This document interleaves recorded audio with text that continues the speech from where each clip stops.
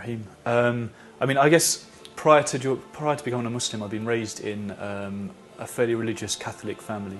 So alhamdulillah, my parents sort of have a religion and are quite sort of strong in their religion, which was alhamdulillah quite different to maybe a lot of the experiences which people maybe growing up in England today might not have experienced.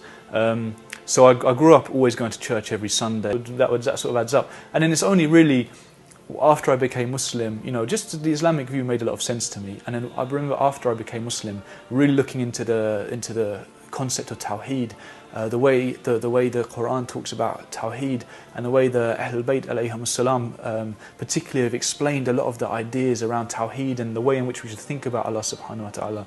And it's only then when I really started to benefit and to really understand these kind of words, these teachings which Islam brings, that's when I started to realise that why it was that this made more sense to me than the Trinity. And it's only really after studying Islam in some depth.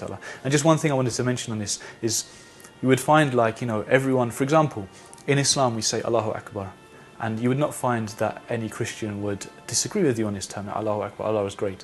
And Allah is or greater if you would like. But we find for example, the words of Ahlul Bayt, someone came to, I believe it was 6th Imam, and says Allahu Akbar. And the 6th Imam says to him, what do you mean by this? What do you mean by Allahu Akbar? And he says, Allah is great, Allah is greater. And he says, the 6th Imam says, Allahu Akbar min ay shay, Allah is greater than what thing? Yeah. And he says, greater than everything, Akbar min kulli shay.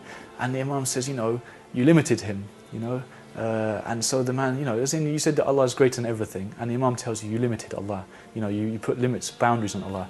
So the man's like, how? What should I say then? And the Imam says, Allahu Akbar min Yusuf, he's greater than Akbar and min an. I forget the Arabic, but anyway. So the Imam says Allah is greater than to ever be described. So it's not to say that Allah is greater than anything, because if you say that, then you're comparing Allah to things. Sure. So the Imam says that Allah is greater than even to be described. And so we find that in these minute details in the theology of Islam, you would find that this, whereas a Christian and a Muslim would agree on the point that Allahu Akbar, a Muslim, when they read the words of Ahlul Bayt, they would understand the full connotations of Allahu Akbar, whereas a Christian would not, because they